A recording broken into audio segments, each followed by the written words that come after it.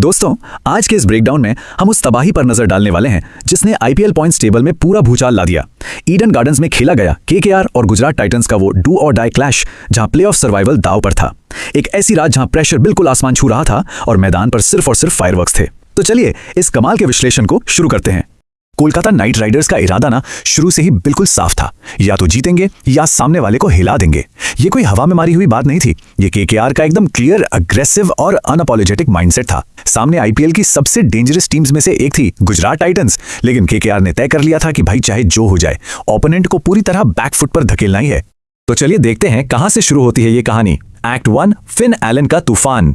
Match शुरू हुआ और पहले ओवर में थोड़ी शांति थी। दोनों टीम्स थोड़ी कॉशियस लग रही थी, लेकिन ये सिर्फ तूफान से पहले की शांति थी। जरा इस आंकड़े को सुनिए, सिर्फ 34 बॉल्स और 93 रन्स। फिन एलन ने पिच पर आते ही जैसे अपना मूड सेट कर लिया था। रबाडा और सिराज जैसे दिग्गज बॉलर्स के सामने उनकी स्ट्रैटेजी बिल्कुल सिंपल थी, बॉल आएगी और सीधा बाउंड्री के बाहर जाएगी। एक के बाद एक लगातार छक्के। हाँ, वो अपनी सेंचुरी जरूर नैरोली मिस कर गए, लेकिन तब तक जीटी के बॉलर्स का रिदम और उनका कॉन्फिडेंस पूरी तरह टूट चुका था। लेकिन यहां ना एक बहुत बड़ी भूल हुई। गुजरात टाइटंस, जिसे हम उनकी टाइट फील्डिंग के लिए जानते हैं, उन्होंने फिन एलन को एक नहीं, दो नहीं, बल्कि पूरे 3 बार ड्रॉप किया। अब क्रिकेट का तो एक सिंपल रूल है, अगर आप एलन जैसे खिलाड़ी को जीवन दान देंगे तो स्कोर कार्ड पर आपको सिर्फ और सिर्फ दर्द देखने को मिलेगा। और बस ये 3 ड्रॉप्स उनके लिए एक मैसिव ब्लंडर साबित हुए। अब चलते हैं इसी इनिंग्स के अगले हिस्से पर, जहां रघुवंशी और ग्रीन ने तबाही मचाई। देखिए, फिन एलन का तूफान भले ही थम गया, लेकिन दूसरे एंड पर जो सपोर्टिंग कास्ट थी ना, उसने चुपचाप मोमेंटम को जीटी से इतना दूर कर दिया जहां से वापसी नामुमकिन सी हो गई। अंकुश राघवंशी ने अपने विलेन मोड में बैटिंग शुरू की। पहले थोड़ा धीमे थे, फिर अचानक रिवर्स स्कूप्स और बाउंड्रीज की जैसी झड़ी लगा दी। उनकी 44 बॉल्स में 82 रन्स की अनबीटन इनिंग्स ने बता दिया कि बॉस, फ्यूचर स्टार की एंट्री हो चुकी है। और फिर जब लगा कि आखिरी ओवर्स हैं, कैमरन ग्रीन ने आकर जीटीए चीट कोड ऑन कर दिया। साई किशोर और राशिद खान जैसे प्रीमियम स्पिनर्स को उन्होंने जिस वीडियो गेम स्टाइल में ब्रूटल सिक्सेस मारे, वो सच में देखने लायक था। और इस पूरे कार्नेज का आखिरी नतीजा क्या निकला? बोर्ड पर लग गए 247 रन्स। ये एक ऐसा टोटल है जो 2020 क्रिकेट में जनरली देखते ही लगता है कि ये तो इम्पॉसिबल है। केकेआर ने किसी भी बॉलर को नहीं छोड़ा और रन्स का एक ऐसा पहाड़ खड़ा कर दिया जिसे देखकर ऑपोजिशन का दिमाग वैसे ही सुन्न हो जाए। लेकिन ठहरिए, मैच यहां खत्म नहीं हुआ था। आता है एक्ट 2, जहां जीटी ने अपना काउंटर अटैक शुरू किया। 24-7 का मैसिव स्कोर देखने के बाद भी गुजरात टाइटंस ने हार मानने से बिल्कुल साफ इनकार कर दिया। एक तरफ केकेआर का दिया हुआ वो ह्यूज टारगेट था, जहां रिक्वायर्ड रन रेट 17 तक चला गया था, जो कि इनसेनली हाई है। और दूसरी तरफ थे जीटी के डेडली वेपन्स, शुभमन गिल की pure unmatched batting class, Sai Sudarshan का डिटर्मिनेशन और जॉस बटलर का पिच पर सेट होना।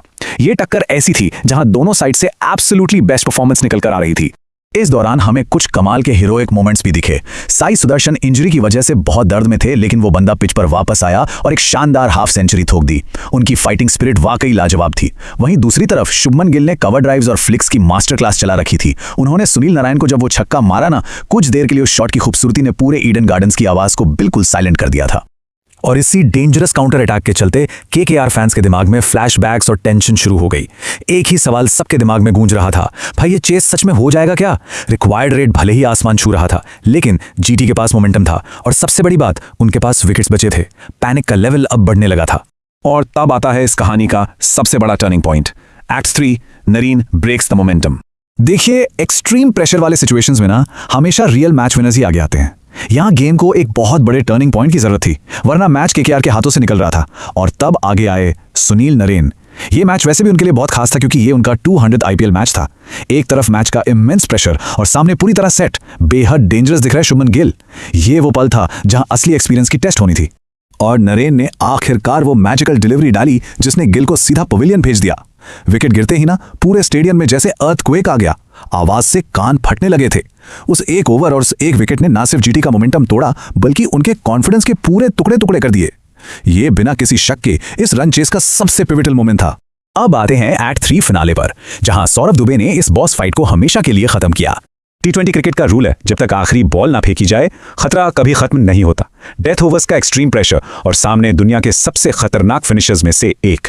19वें ओवर में केकेआर कैप्टन ने बॉल थमा दी 6 फुट 5 इंच लंबे अनकैप्ड पेसर सौरभ दुबे को। सोचिए उस यंग बॉलर के दिमाग में उस वक्त क्या चल रहा होगा। उन्होंने पहली बॉल डाली, फिर लगातार पिन पॉइंट यॉर्कर्स मारी और फिर आई वो बॉल जिसने जॉस बटलर को आउट कर दिया।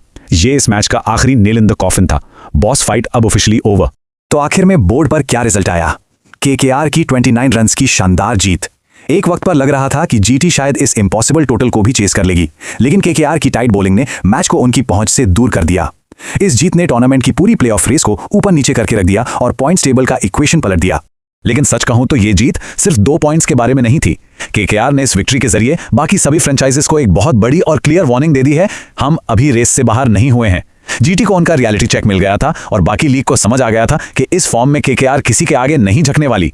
अगर मैं इस पूरे मैच का सार निकालूं तो इसका फाइनल माइक ड्रॉप सिर्फ 3 बातों में छुपा है। जीटी ने कैचेस ड्रॉप किए जिसकी कीमत उन्हें चुकानी पड़ी, फिन एलन ने फील्ड पर बॉम्ब्स ड्रॉप किए जिसने बॉलिंग यूनिट को तबाह कर दिया, और आखिर में सुनील नारायण ने अपने एक्सपीरियंस से केकेआर का प्लेऑफ प्रेशर पूरी तरह ड्रॉप कर दिया। तो दोस्तों, इस पूरे ब्रेकडाउन को समझने के बाद एक बड़ा सवाल सामने आता है, एक ऐसी रात जहां इतने सारे हीरोज थे, उसमें केकेआर का रियल गेम चेंजर आखिर था कौन? क्या वो फिन एलन की अर्ली तबाही थी, सुनील नरेन का वो मोमेंटम तोड़ने वाला बड़ा विकेट था, रघुवंशी की शानदार बैटिंग थी, या फिर प्रेशर को एब्जॉर्ब करने वाले यंग सौरभ दुबे थे? इन डिटेल्स पर गौर करना बहुत जरूरी है, क्योंकि इसी तरह तो हम इन कमाल के गेम्स को सही मायने में समझ पाते हैं।